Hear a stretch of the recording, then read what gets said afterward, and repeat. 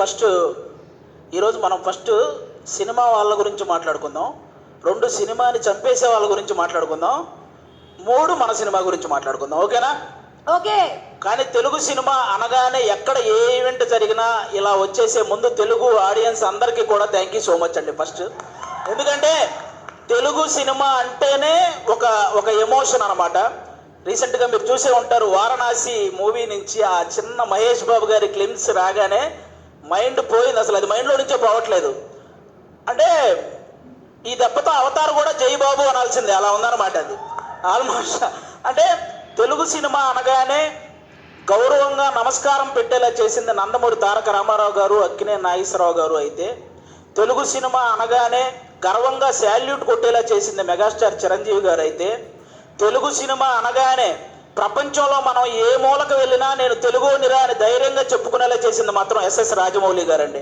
ఆయనకి నాన్ స్టాప్గా సక్సెస్ రావాలని మనస్ఫూర్తిగా కోరుకుంటున్నాను. ఇప్పుడు ఆ వారణాసి గురించి ఎందుకు మాట్లాడాల్సి వచ్చిందంటే, ఆ రోజు జరిగిన ఆ గ్లోబల్ ఈవెంట్ అంత సక్సెస్ అవ్వడానికి one of the main reason మన సుమగారికి నిజంగా అసలు మామూలు విషయం కాదు. అంటే అంత పెద్ద ఈవెంట్లో చిన్న అంతరాయం కలిగినా కూడా ఆవిడ మేనేజ్ చేసిన విధానం మాత్రం వేరే లెవెలు.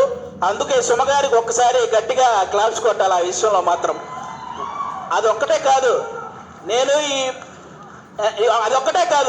ఈ ప్రేమ అంటే సినిమా కంటే ముందు మీకు అసలు సుమ అంటే ఏంటో చెప్తాను మీకు. అసలు జనరల్గా మీరు Sukumar universe, Lokesh Kanagaraj universe, Sujeeth universe ఇవన్నీ చూసుంటారు కదా. కానీ సుమ యూనివర్స్ అనేది వీటన్నిటికంటే పెద్దది. ఎందుకంటే ఒక డైరెక్టర్ తన ముందు సినిమాకి తర్వాత వచ్చే సినిమాకి మధ్య ఒక లింక్ ఉంటే దాన్ని యూనివర్స్ అంటారు కదా. కానీ ఏ ఇండస్ట్రీకి సంబంధించిన ఏ డైరెక్టర్ సినిమా తీసినా ఆ సినిమాకి సుమ గారి యాంకరింగ్కి మధ్య ఒక లింక్ ఉంటుంది, దాన్నే సుమ యూనివర్స్ అంటారు. అందుకే ఆ యూనివర్సే అన్నిటికంటే పెద్దదనమాట. అసలు సుమ అనే పేరులోనే ఉంది. ఎస్ అంటే సక్సెస్ఫుల్గా, యు అంటే అల్టిమేట్గా, ఎం అంటే మీనింగ్ఫుల్గా, ఏ అంటే యాంకరింగ్ చేసేది మన సుమ గారు. మామూలు విషయం కాదు. అంటే జనరల్గా ఒక తెలుగువాడిగా పుట్టి ఎక్కడో కేరళలో ఉన్న వాళ్ళ చేత మనవాడరా అనిపించుకున్న అల్లు అర్జున్ గారు ఎంత గ్రేటో, ఒక కేరళ అమ్మాయిగా పుట్టి తెలుగు వాళ్ళందరి చేత మన అమ్మాయిరా అనిపించుకున్న సుమగారు కూడా అంతే గ్రేట్ అబ్బా. అంటే తను ఒక కూతురుగా వాళ్ళ అమ్మను బాగా చూసుకుంటూ, ఒక భార్యగా తన భర్తను బాగా చూసుకుంటూ, అలాగే ఒక తల్లిగా తన కొడుకు కూతుర్ని బాగా చూసుకుంటూ, ఒక యాంకర్గా ఇంతమందిని ఎంటర్టైన్ చేస్తూ బాగా చూసుకుంటుందంటే అది మామూలు విషయం కాదు. అందుకే ఆవిడకి నేను అంత పెద్ద ఫ్యాన్ అనమాట. నేను సుమగారికి, నేను సినిమాల్లో మీ అందరికీ తెలుసు పవన్ కళ్యాణ్ గారి ఫ్యాన్ అని, కానీ టీవీలో నాకు బాగా ఇష్టమైన యాంకర్ సుమగారు. నేను ఆవిడకి ఫ్యాన్, నేను అందుకు ఫ్యాన్ అనమాట. బేసిక్గా హీరోల్లో ఫ్యామిలీ హీరోలు ఉంటారు, మామూలు హీరోలు ఉంటారు. అలాగే యాంకర్లో కూడా మామూలు యాంకర్లు, ఫ్యామిలీ యాంకర్లు ఉంటారు. ఫ్యామిలీ హీరో విక్టరీ వెంకటేష్ గారు అయితే ఫ్యామిలీ యాంకర్ మన సుమగారు. అంటే తెలుగు సినిమా ఇండస్ట్రీకి అమ్మాయిలు రావాలంటే ఎక్స్పోజింగ్ చేయాలి, లేకపోతే కమిట్మెంట్ ఇవ్వాలి, ఇలాంటి తప్పుడు ప్రచారాలు చేస్తూ చాలామంది చెప్తుంటారు. కానీ టాలెంట్ ఉంటే అవేం చెయ్యక్కర్లేదు అని నిరూపించినటువంటి మహిళ మన సుమగారు. అంటే మెగాస్టార్ చిరంజీవి గారిని చూసి ఎంతమంది అబ్బాయిలు అయితే ఇన్స్పిరేషన్గా తీసుకొని ఇండస్ట్రీకి వచ్చారో, అలా సుమగారిని ఇన్స్పిరేషన్గా తీసుకొని ఇండస్ట్రీకి వచ్చిన అమ్మాయిలు చాలామంది ఉన్నారు. ఆ విధంగా కూడా ఆమెకి హ్యాట్సాప్ చెప్పుకోవాలి. ఒక ఈవెంట్ అంటే ఆల్మోస్ట్ 4 గంటలు నిలబడి ఆవిడ ఒక్కటే ఎంటర్టైన్ చేస్తూ ఉంటుంది. అలాగే ఒక టీవీ షో చేయాలంటే ఆల్మోస్ట్ 14 గంటలు నిలబడాలి. అంటే ఈవెన్ లేడీస్ ప్రాబ్లమ్స్ ఉన్నా కూడా ఆ పెయిన్ ఫేస్ మీద తెలియకుండా ఇంతమందిని ఎంటర్టైన్ చేస్తూ వస్తుంది. అంటే తను నిలబడి ఒక షోని నిలబెట్టగలిగే ఏకైక యాంకర్ ఎవరైతే సినిమా ఇండస్ట్రీలో రైటర్స్ ఉంటారో వాళ్ళని మాత్రం ఇంకొంచెం కేరింగ్గా, ఇంకొంచెం వాల్యూ ఇవ్వాలని వాళ్ళకి నేను మనస్ఫూర్తిగా కోరుకుంటున్నాను. ఎందుకంటే రైటర్ అంటే వాడు ఇచ్చింది తీసుకుంటూ చెప్పింది రాసుకుంటూ వెళ్ళిపోతాడనే ఒక చిన్న ఆలోచన నుంచి, రైటర్ అనేవాడు ఒక్కసారి నాకు ఎందుకులే అనుకుంటే ఇండస్ట్రీలో ఎవ్వరికీ పని ఉండదు అనే ఒక పెద్ద ఆలోచన చేయాలని నేను మనస్ఫూర్తిగా కోరుకుంటున్నాను. ఎందుకంటే సినిమా ఇండస్ట్రీకి రైటర్ అనేవాడే ఒక హార్ట్ లాంటి వాడు. గుండె కొట్టుకోకపోతే ప్రాణం పోద్ది, అలాగే రైటర్ అనేవాడు పెన్ను పట్టుకోకపోతే ఖచ్చితంగా సినిమా పోద్ది. అందుకే రైటర్లందరినీ ఒక్కసారి సినిమా ఇండస్ట్రీలో ఉన్న రైటర్లందరినీ గ్యాదర్ చేసి వాళ్ళ కష్ట సుఖాలు తెలుసుకొని వాళ్ళకు ఒక నూతన ఉత్సాహాన్ని ఇస్తే ఆటోమేటిక్గా మంచి సినిమాలు వస్తూ ఉంటాయి. ఎందుకంటే 1000 కోట్లకు సంబంధించిన వారణాసి లాంటి ప్రాజెక్ట్ రాయగలిగిన రైటర్లు కూడా మన దగ్గర ఉన్నారు. కానీ కనీసం వాళ్ళ అమ్మకి 1000 రూపాయల మందులు కొనుక్కునే స్థితి కూడా లేక వాళ్ళ టాలెంట్ అలాగే వెనకబడిపోతూ ఉంది. అలా రైటర్స్ అందరినీ ఒక్కసారి గ్యాదర్ చేసి వాళ్ళకు ఒక నూతన ఉత్సాహం ఇవ్వాలని సినిమా ఇండస్ట్రీ పెద్దవాళ్ళందరికీ నేను ఒకసారి మనస్ఫూర్తిగా కోరుకుంటున్నాను. అలాగే మీరందరూ గమనిస్తే ఆల్మోస్ట్ సంవత్సరానికి 150-200 సినిమాలు రిలీజ్ అయితే పట్టుమని 10 సినిమాలు కూడా ఆడట్లేదు సినిమా ఇండస్ట్రీలో.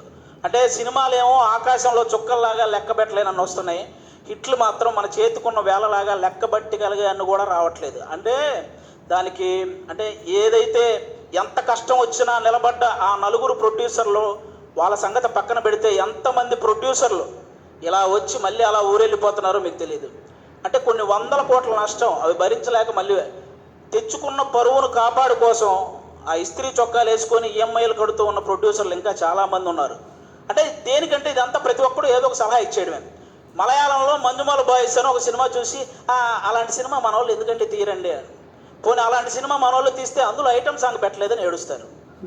పోనీ ఏదో ఫ్రెష్ కంటెంట్ ఉండాలి కదండి, ఫ్రెష్ కంటెంట్ కావాలి కదండి, ఫ్రెష్ కంటెంట్ తీసి రిలీజ్ చేస్తే రిలీజ్ రోజు ఫ్లాప్ చేసేసి రిలీజ్కి వచ్చి పాటలు పాడుతుంటారు. రూబా రూబా సదాశివ సన్యాసి ఇలా పాడేస్తుంటారు రిలీజులకు వచ్చి. రిలీజ్ రోజు మనకి అయ్యేం తెలియదు.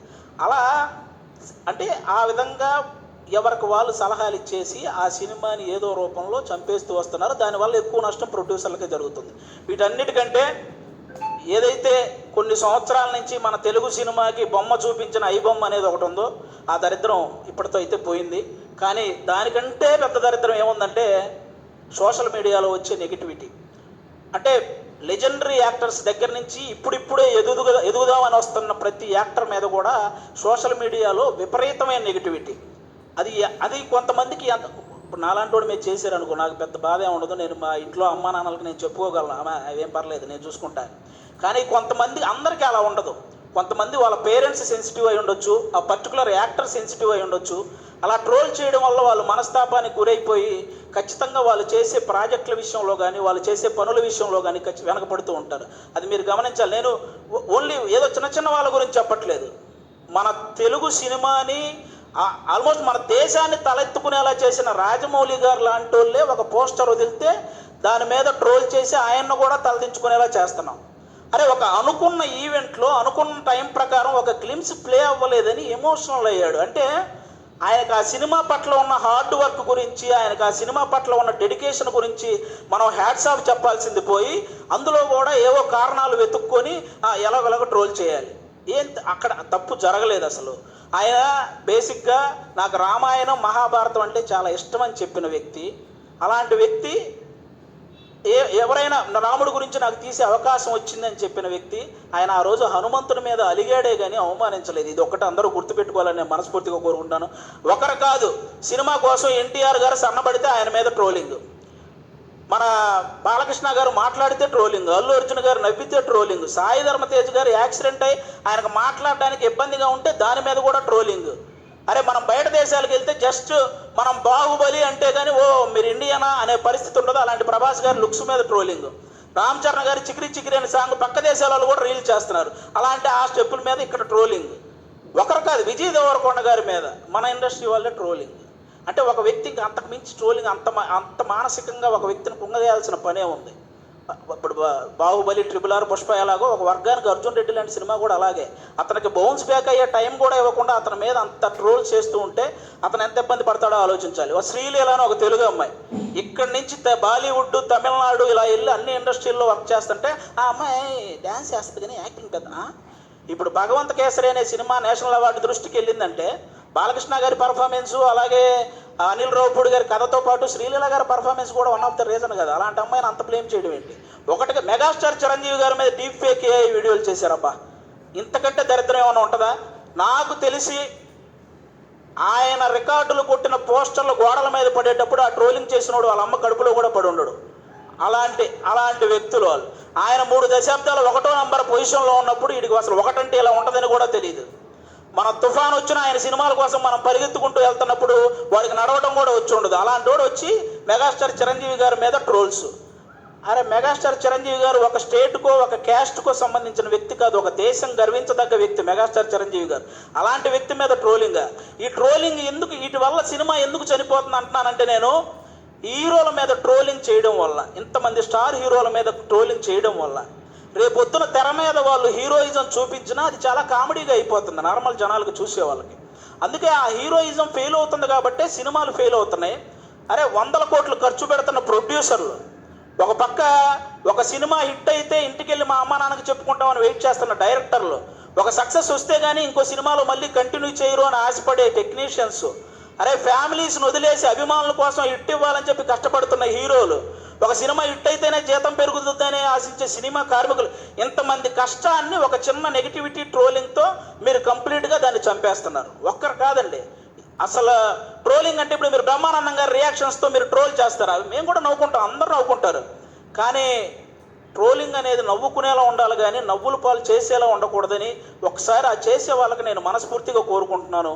అలా ఇంకెప్పుడూ కూడా ఇంతమంది లెజెండ్స్ ఎంతో సాధించి ఇక్కడ వరకు వచ్చారు, వాళ్ళని అంత ఈజీగా నెగిటివ్ చేసే ప్రయత్నం చేయకండి నేను వన్స్ అగైన్ నేను మనస్ఫూర్తిగా కోరుకుంటున్నాను. అలాగే ఇప్పుడు వాళ్ళకి చెప్పేశాను కాబట్టి చాలు. అలాగే కొంతమంది ఇంకా రివ్యూవర్స్ ఉన్నారు, వాళ్ళకు కూడా కొంచెం చూసుకొని చెయ్యాలని వాళ్ళకి మనస్ఫూర్తిగా కోరుకుంటున్నాను. చాలామంది మంచి రివ్యూవర్స్ ఉన్నారు, సినిమా గురించి చాలా బాగా చెప్తారు, సినిమా గురించి బాగా చెప్పి ఈ సినిమా నచ్చితే మంచి హైప్ ఇస్తారు, నచ్చకపోతే ఇందులో ఈ నచ్చిన విషయాల కోసం మీరు వెళ్ళొచ్చు అని చెప్తారు. అలా చెప్తే చాలా బాగుంటుంది. అంతేగాని సినిమా మీద వెటకారం చేస్తూ రివ్యూలు ఇస్తుంటారు. వాళ్ళకి అర్థం కాని విషయం ఏంటంటే ప్రొడ్యూసర్లు ఎంత నష్టపోతున్నారో ఒకసారి ఆలోచించాలని మనస్ఫూర్తిగా కోరుకుంటున్నాను. ఇక మా ప్రేమంటే సినిమాలో ముఖ్యంగా మా ప్రియదర్శి బ్రదర్ ఇందాక నాగ చైతన్య గారు చెప్పినట్టే వర్స్టైల్ యాక్టర్, అసలు మామూలుగా కాదు. అతను ఏ సినిమా పట్టుకుంటే ఆ సినిమా లక్కీ అన్నట్టు మారిపోయింది. బలగం చూసినప్పుడు కానీ, అతను కోర్టు సినిమా చూసినప్పుడు కానీ, మల్లేశం చూసినప్పుడు కానీ, సారంగపాణి జాతకం సినిమా చూసినప్పుడు కానీ అతని పర్ఫార్మెన్స్ ఎప్పటికప్పుడు వేరియేషన్స్ చూయించుకుంటూ వస్తూ, అంటే చాలామంది ప్రొడ్యూసర్లకి ప్రియదర్శి ఇలాంటి వాడితో సినిమా తీస్తే మనం తక్కువ బడ్జెట్ పెట్టుకోవచ్చు, ఎక్కువ లాభాలు పొందొచ్చు అనే ఫీలింగ్ అతని మీద ఉంది. కాబట్టి అలాంటి ప్రియదర్శి గారు, మన ఆనంది గారు ఇక్కడ చెన్నై తమిళ్లో రెండిట్లో కూడా ఆవిడ చాలా పాపులారిటీ సాధించిన అమ్మాయి, మన తెలుగు అమ్మాయి.